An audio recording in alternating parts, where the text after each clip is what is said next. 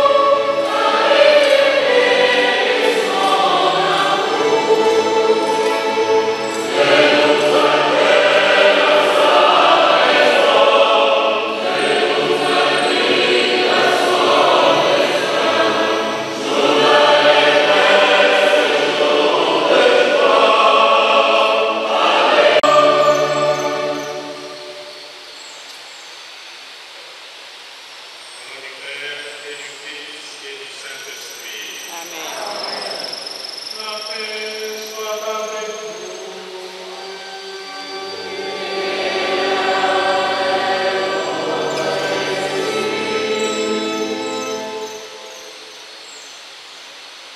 Frères et sœurs, préparons-nous à célébrer le mystère de l'Eucharistie en reconnaissant que nous avons péché. Je confesse à Dieu Tout-Puissant. Je reconnais devant vous, frères et sœurs, que j'ai péché en pensée, en parole, par action et par omission. Oui, j'ai vraiment péché.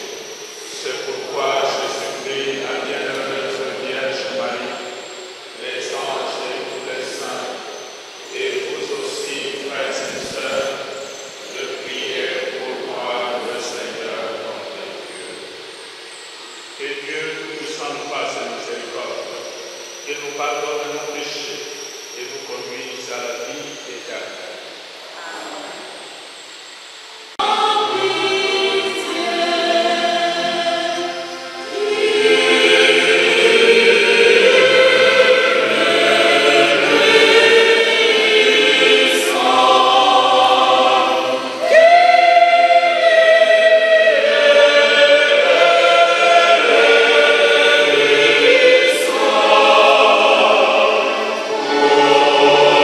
Seigneur.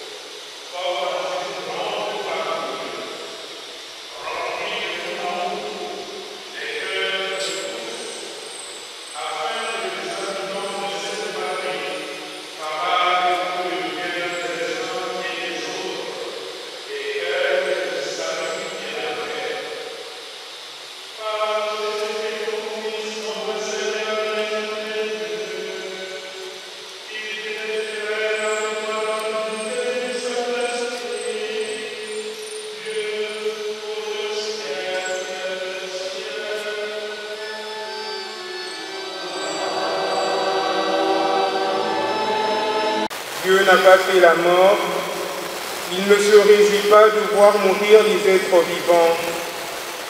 Il les a tous créés pour qu'ils subsistent. Ceux qui naissent dans le monde et porteurs de vie, on n'y trouve pas de poison qui fasse mourir. La puissance de la mort ne règne pas sur la terre, car la justice est immortelle. Dieu a créé l'homme pour l'incorruptibilité. Il a fait de lui une image de sa propre identité. Si par la jalousie du diable que la mort est entrée dans le monde, ils en font l'expérience, ceux qui prennent parti pour lui.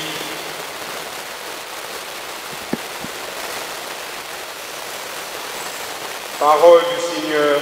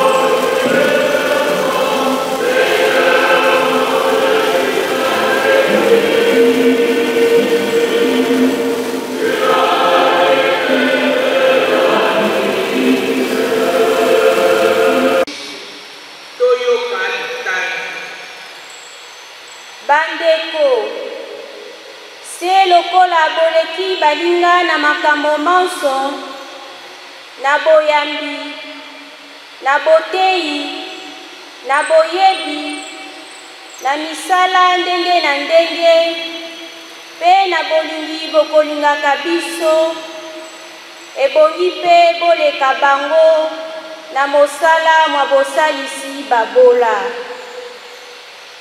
Nasengeli kokundoela bino tete, mokonzi wa biso Yesu Kristu alakisaki bolingi bwa solo penza. Ye moto wa nkita akomi mombola po ya bino, pote akomisa bino bato bankita na bobola bwa ye. Nalingi tete bino moko na bosalisi baninga bokoma kokelela. Kasi biloko bya bino bye babango bikokana. Ekomami obuku esantu, moto asangisi biloko mingi, azwi biloko bileki mingi te. Moto asangisi biloko mingi te, azangi eloko te.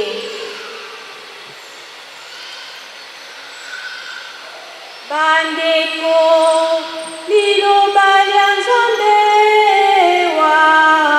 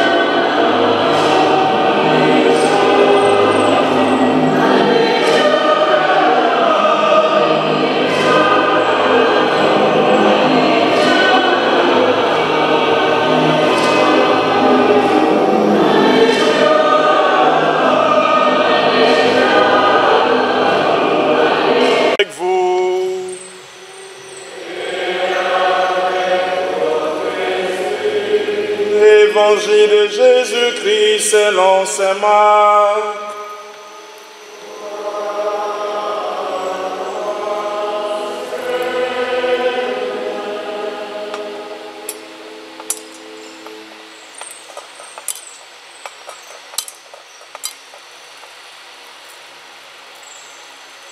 Nous pouvons nous asseoir. En ces temps-là, Jésus regagna en barque l'autre rive, et une grande foule s'assembla autour de lui. Il était au bord de la mer. Arrive un des chefs des synagogues nommé Jaïr. Voyant Jésus, il tombe à ses pieds et le supplie instamment. « Ma fille, encore si jeune, est à la dernière extrémité.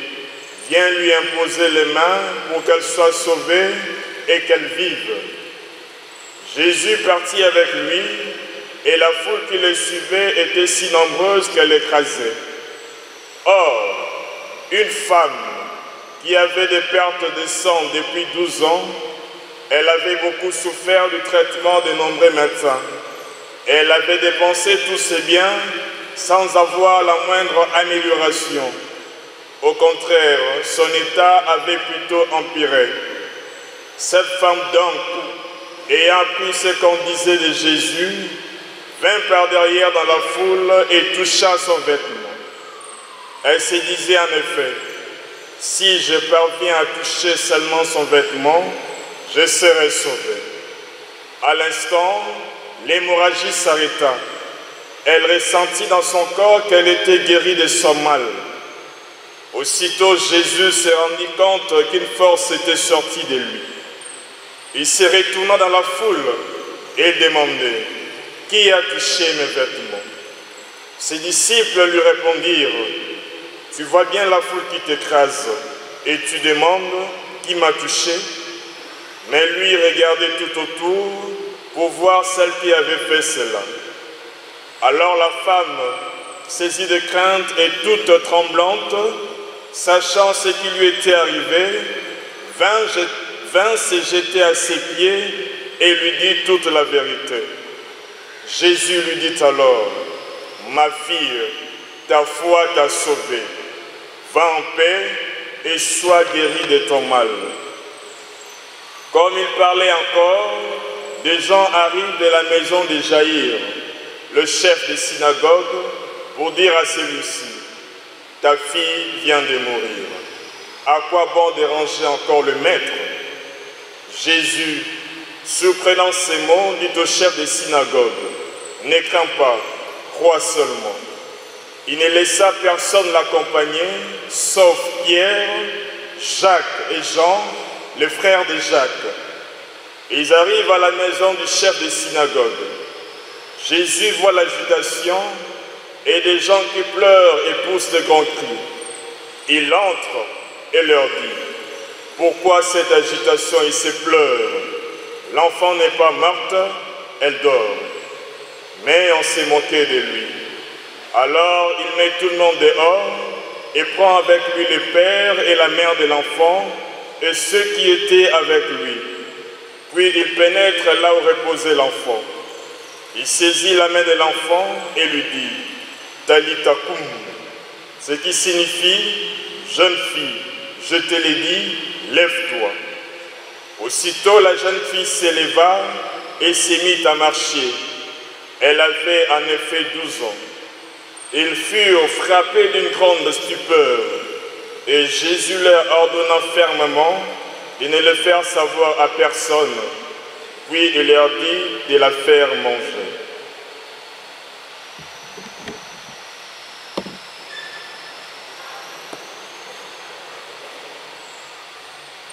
Acclamons la parole de Dieu.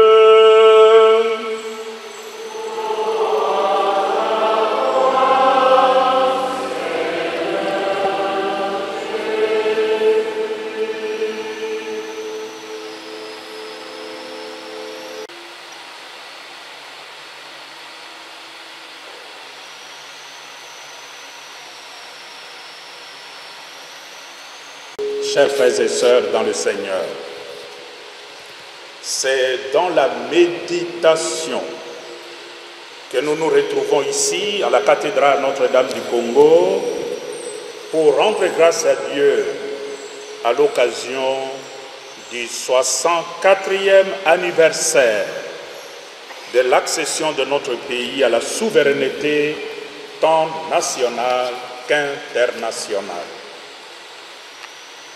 Avec gratitude, je remercie chacune de vous venus communier à travers cette Eucharistie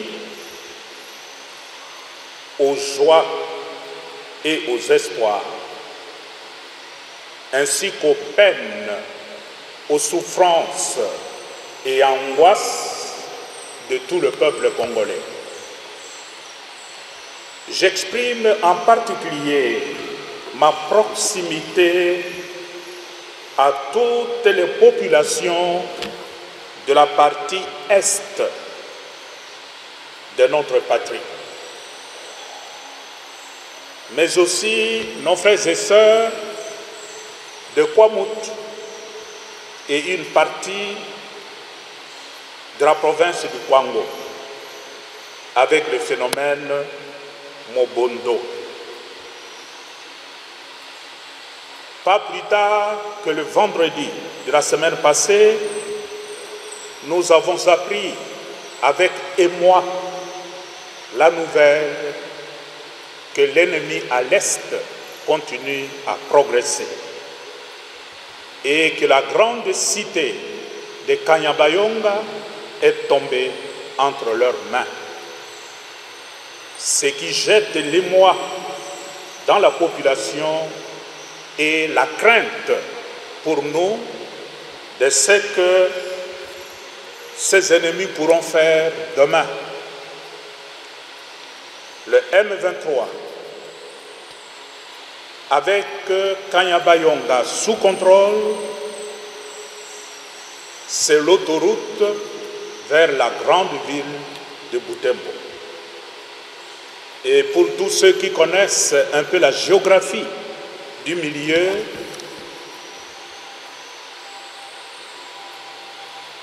Butembo est pratiquement entre deux feux. Au sud, le M23 à Kanyabayonga. À Beni, au nord, vous avez les ADEF. Butembo est dans une situation qui nous préoccupe énormément. Voilà pourquoi, en célébrant aujourd'hui l'indépendance de notre pays, c'est plutôt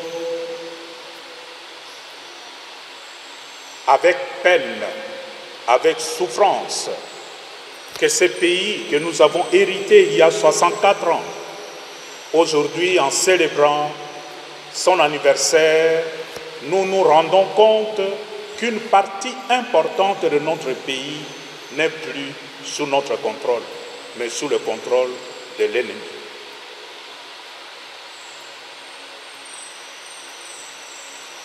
Certes, comme d'habitude, chaque année, la célébration de l'anniversaire de l'indépendance de notre pays constitue un moment particulier d'action de grâce et de prise de conscience de nos responsabilités en tant que fils et filles de cette nation.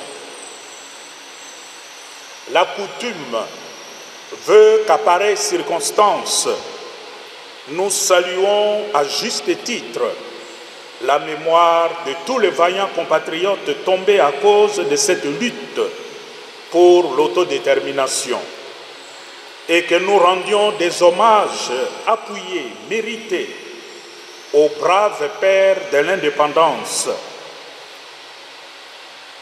C'est dans la dynamique de ces devoirs de mémoire que chaque Congolaise et Congolais doit également se poser la question de son apport pour assurer la grandeur, l'unité de ce grand pays que nos parents, nos grands-parents nous ont légué. Ces pays qui constituent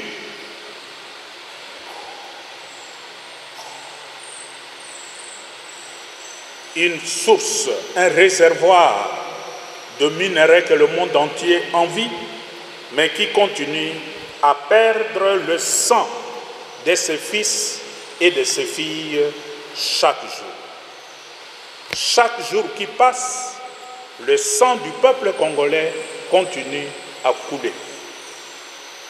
Chaque jour qui passe, il y a des fils et filles de ces grands pays qui sont chassés de leur maison, chassés de leur village et qui deviennent des errants dans leur propre pays. Comme par un concours de circonstances, la parole de Dieu de ce 13e dimanche du temps ordinaire de l'année B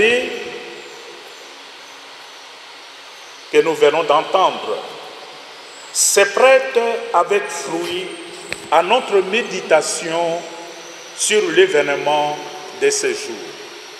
L'événement que nous célébrons aujourd'hui, 64 ans d'indépendance de notre pays. En particulier, à travers la péricope de l'Évangile, selon saint Marc, nous comprenons que le Seigneur qui guérit la femme qui perdait du sang, comme le peuple congolais aujourd'hui, ce Seigneur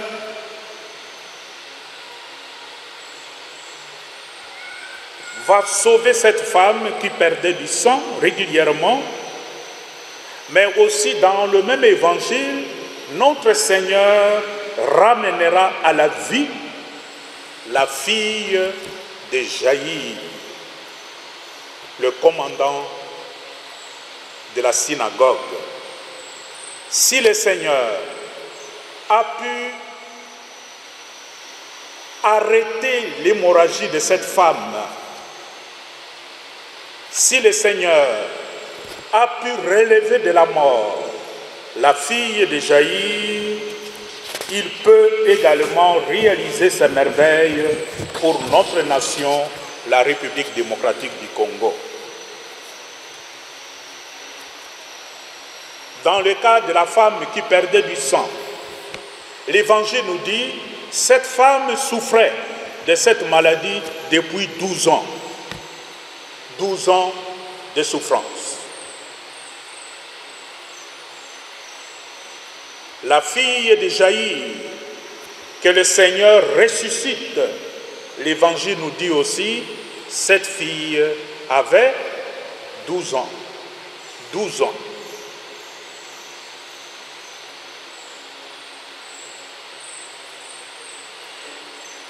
En méditant ce texte d'Évangile, nous retenons 4 moments importants qui peuvent nous aider à méditer l'événement du jour. La maladie, que ce soit la maladie de la femme, que ce soit la maladie de la fille de Jaïr, le désespoir, le courage de la foi et la guérison. D'abord, la maladie. Dans l'Évangile, Jésus se laisse toucher par une femme qui avait de perte de sang depuis 12 ans. Marc 5. Cette maladie, dit l'Évangile, la rendait impure, si bien qu'elle ne pouvait plus avoir de famille, ni de bonnes relations en société. À cause de cette maladie, cette femme se sentait exclue de la société. Même si cette maladie ne l'entraînait pas directement à la mort, comme c'est le cas pour la fille de Jaïr, il reste que cette femme était socialement morte. Si dans une société, les gens te regardent avec suspicion, tu te considères comme un mort vivant. Ainsi, peu Perdre du sang entraînait pour elle une mort à petit feu.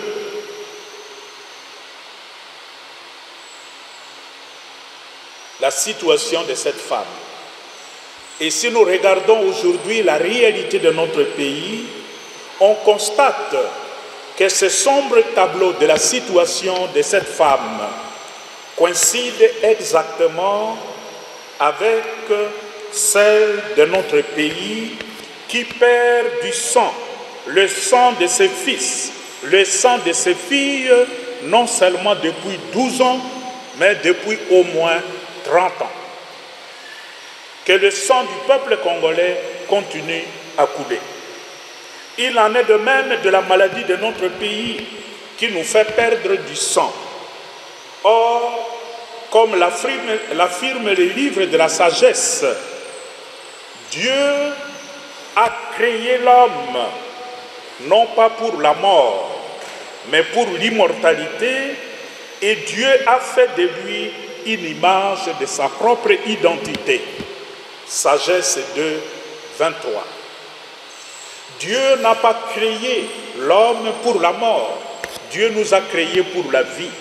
Et ce qui arrive à un homme, à une femme, qui est confronté à l'expérience de la mort à petit feu, cette volonté-là, cette situation-là ne vient pas de Dieu. Personne ne peut vous faire croire que le malheur du Congo d'aujourd'hui est voulu par Dieu.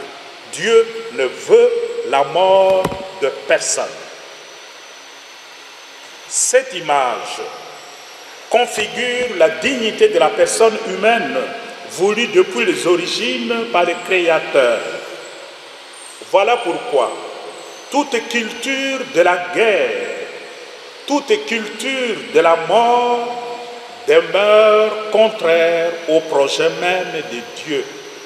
Ceux qui font souffrir les autres, ceux qui imposent aux autres de devoir abandonner leur maison, leur village et fuir dans des camps de réfugiés, ceux-là n'agissent pas conformément à la volonté de Dieu. Ils sont motivés par d'autres sentiments, par d'autres puissances. Le désespoir. Saint Marc, dans l'Évangile, décrit la situation du désespoir dans laquelle vivait cette femme à cause de cette maladie. Puisqu'elle vivait cette expérience, elle désespérait. L'Évangile dit, cette femme avait beaucoup souffert du traitement de nombreux médecins et elle avait dépensé tous ses biens sans avoir la moindre amélioration. Bien au contraire, son état avait plutôt empiré. Marc 5, 26 à 27.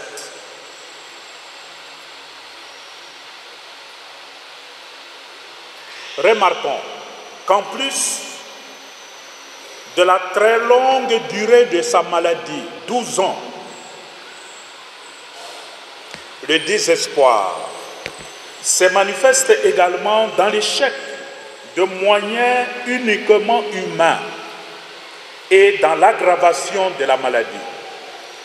Pour résoudre le problème de sa maladie, l'Évangile nous dit, cette femme s'appuyait d'abord essentiellement sur des moyens humains.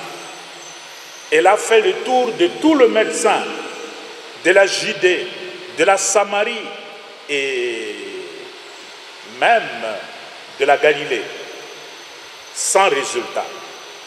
Non seulement elle a essayé d'aller partout, mais elle a dépensé tellement de moyens qu'à la fin, elle s'est ruinée économiquement. Le désespoir. Quand on s'appuie trop sur les moyens humains, devant des situations dramatiques, des fois, on verse dans le désespoir.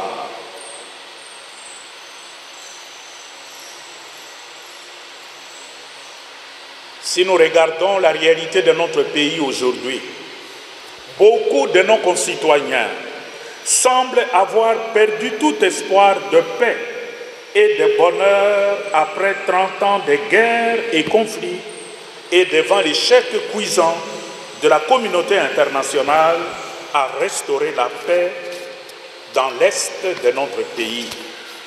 Il y a beaucoup de nos concitoyens qui sont dans la situation de cette femme. On désespère. On désespère. Plus nous crions, plus nous dénonçons l'ennemi, mais plus l'ennemi avance. Il avance. Et devant la souffrance de nos frères et sœurs, surtout à l'Est, qui ne voient pas une lueur d'espoir, que la guerre va s'arrêter, mais il y en a qui sont tentés de désespérer de l'avenir de notre pays. Le désespoir.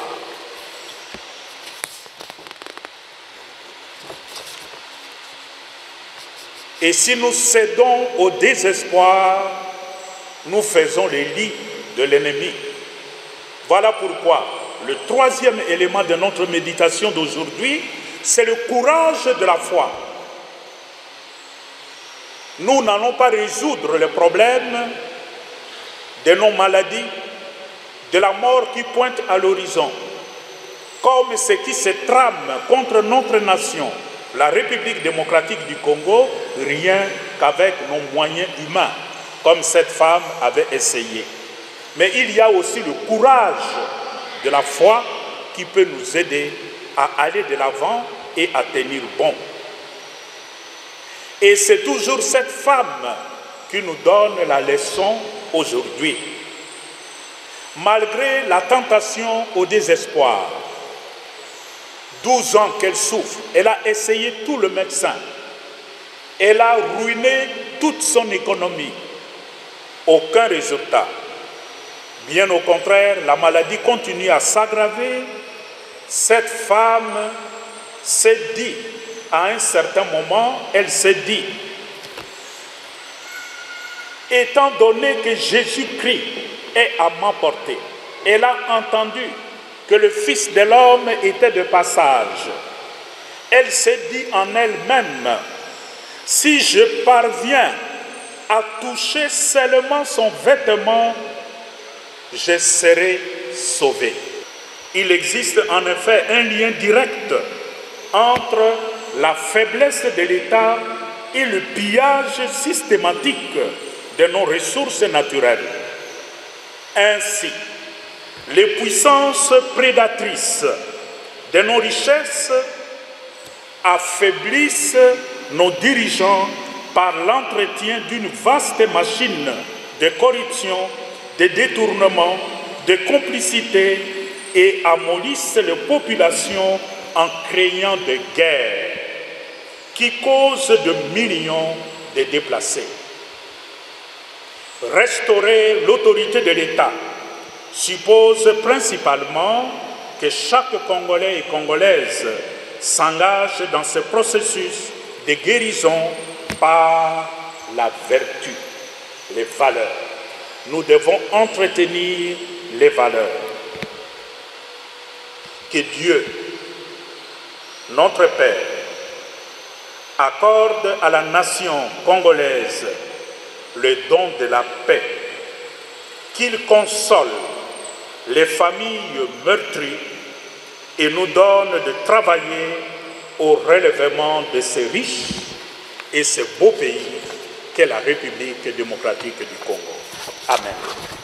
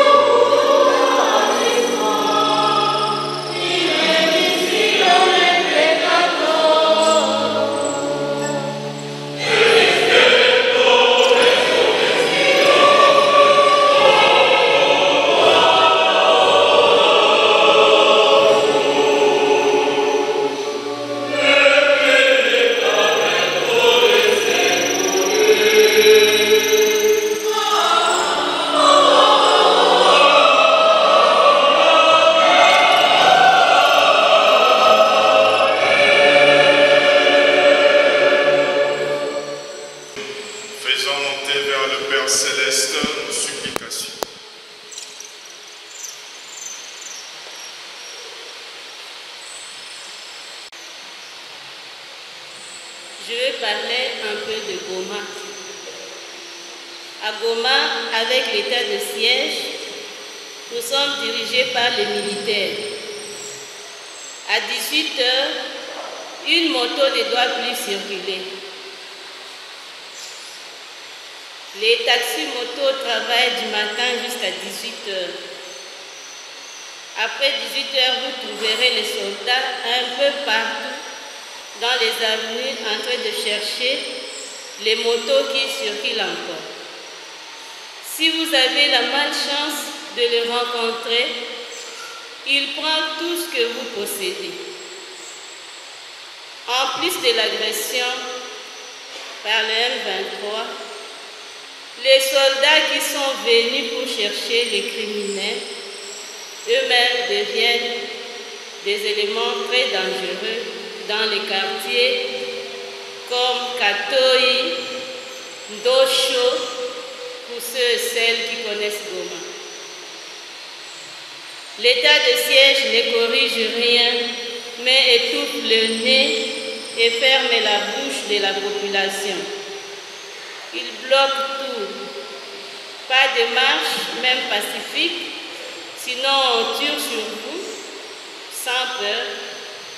La population meurt comme un arbre sans parler, sans réclamer. La SADC qui est arrivée, malgré la conjugaison des forces, il n'y a rien de positif comme résultat. Beaucoup d'enfants, des femmes circulent dans les rues de Goma, en train de quémander partout. Pourtant, ce sont des gens qui vivaient à l'aise chez eux. Mais la population de Goma croit en un Dieu qui n'est pas sourd ni aveugle. Il voit, il entend le cri de l'innocent. Nous en aurons en 2 étapes. La première sera ordinaire et la deuxième sera destinée à la réalisation de différents travaux entrepris par la paroisse. Pensons aussi à nos frères et sœurs qui sont en manque en posant de gestes de générosité dans de caisses de diaconie qui se trouvent ici dans l'église. D'un cœur joyeux, approchons-nous de l'autel pour y déposer nos offrandes.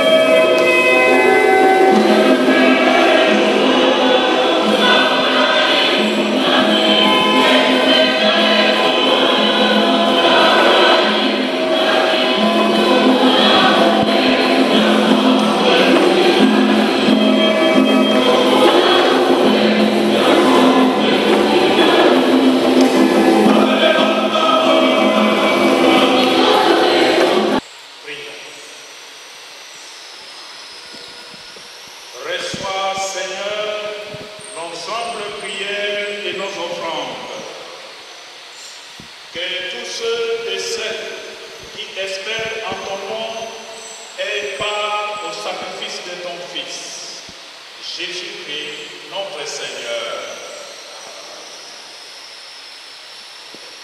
Le Seigneur soit avec vous.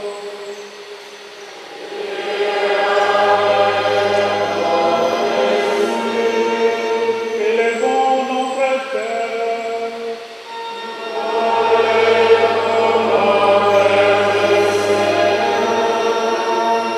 Rendons grâce au Seigneur notre Dieu.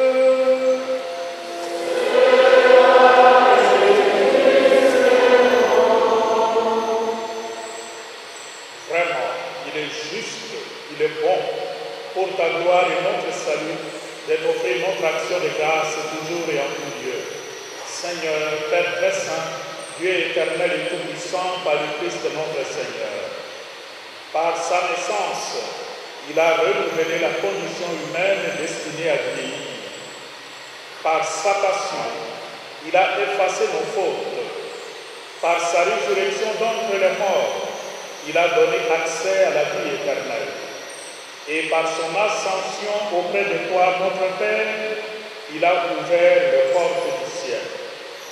C'est pourquoi, avec la multitude des anges et des saints, nous chantons l'hymne de ta gloire et sans fin nous proclamons.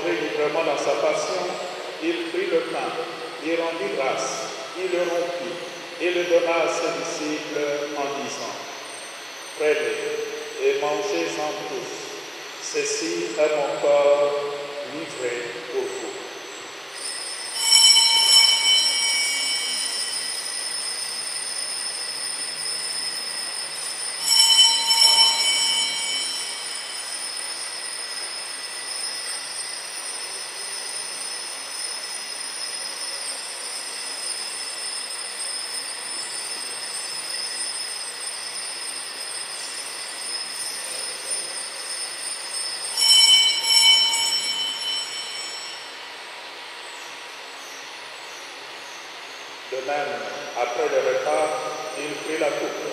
De nouveau, il rendit grâce et la donna à ses disciples en disant: Prenez et buvez-en tous, car ceci est la coupe de mon sang, le sang de l'alliance nouvelle et éternelle, qui sera versé pour vous et pour la multitude en rémission des péchés. Vous ferez cela en mémoire de moi.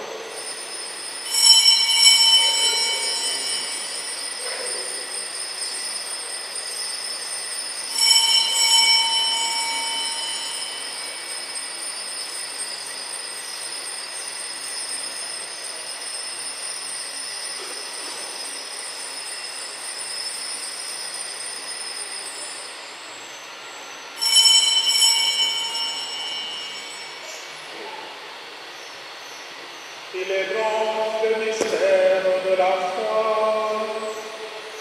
Nous annonçons à notre Seigneur Jésus. Nous proclamons ta résurrection. Nous attendons ta venue.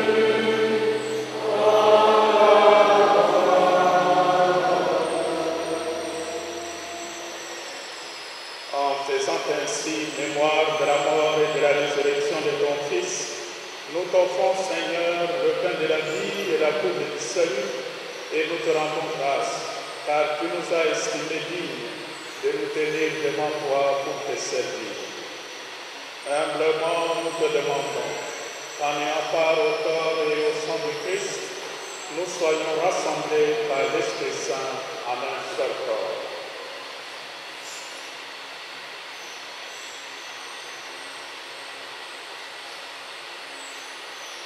Souviens-toi, Seigneur, de ton Église répandue à travers le monde. Fais-la grandir dans ta charité, en union avec notre Pape François, notre évêque Fridolin, ses auxiliaires et tous les évêques, les prêtres et les diacres. Souviens-toi aussi de nos frères et sœurs qui se sont endormis dans l'espérance de la résurrection. Et souviens-toi dans ta miséricorde de tous les défunts. Accueille-les dans la lumière de ton visage. Sur nous tous enfin, nous implorons ta bonté. Permets qu'avec la Vierge Marie, la bienheureuse Mère de Dieu, avec Saint Joseph son époux, les apôtres et tous les saints, la bienheureuse Marie-Clémentine Almarie-Telengapeta, le bienheureux Isidore Bakanja, qui ont fait ta joie au long des âges, nous ayons par la vie éternelle et que nous chantions ta louange et ta gloire par ton Fils Jésus le Christ.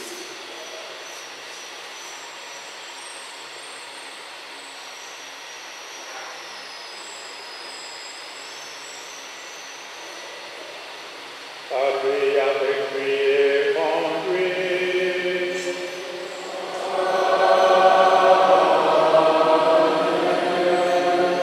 À toi, Dieu le Père Tout-Puissant, dans l'unité du Saint-Esprit.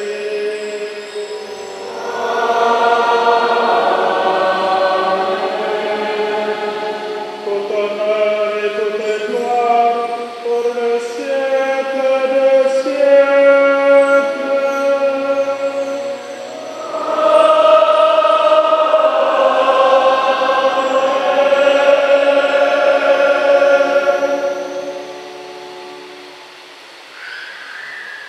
Unis dans le même esprit, l'esprit de paix, l'esprit de communion, d'unité, puissions-nous dire avec confiance la prière que nous avons reçue du Sauveur.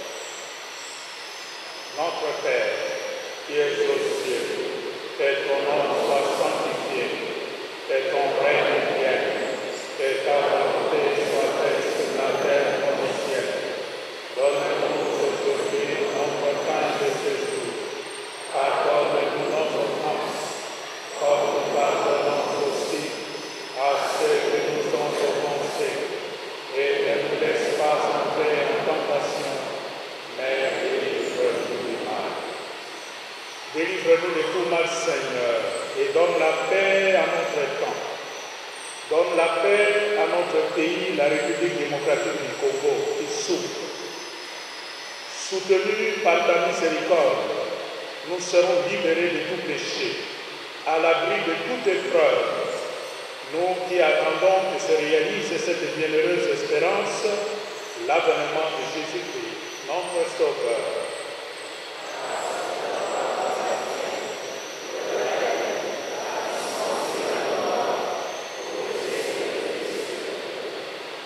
Seigneur Jésus-Christ, tu as dit à tes apôtres, je vous laisse la paix, je vous donne ma paix.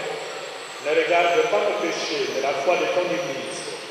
Pour que ta volonté s'accomplisse, donne-lui toujours cette paix et conduis-la vers l'unité parfaite, toi qui vis et règnes pour les siècles des siècles.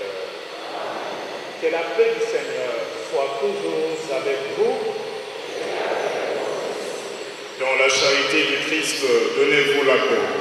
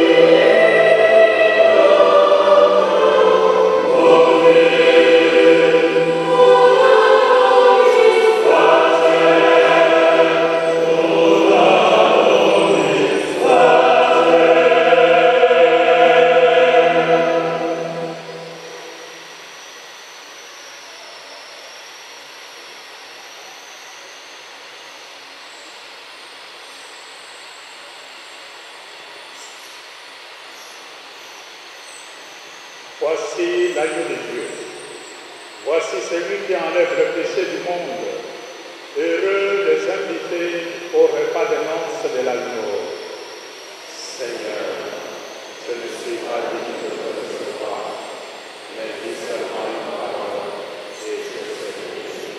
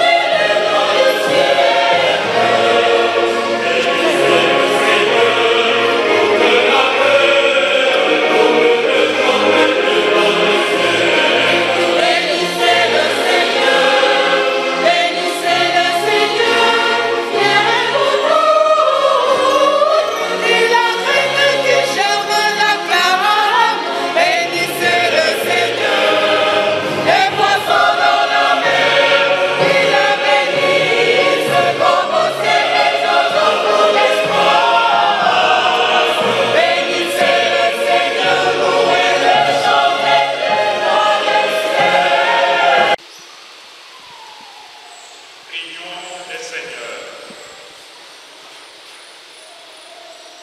Souvenu par les sacrements que nous avons reçus, nous te prions, Seigneur.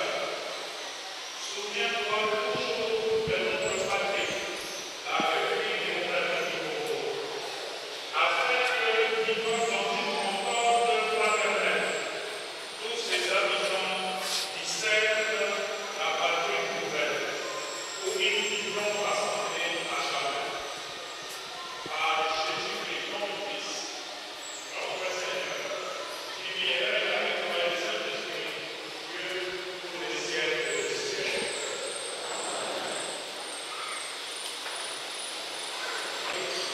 Notre pays, dans sa situation telle que nous connaissons, pour sa souveraineté, mais de façon particulière, nous avons porté dans nos prières nos frères et sœurs qui sont dans les partis où règne la guerre, où règne l'insécurité. Notamment nos frères de l'Ituri, nos frères de Béni-Tembo, nos frères du diocèse de Goma, Luchuru, Massissi, Nyiragongo et en descendant vers Bukavu. Passons cette journée dans la méditation et dans la prière, et le Seigneur ne nous abandonnera pas. Merci.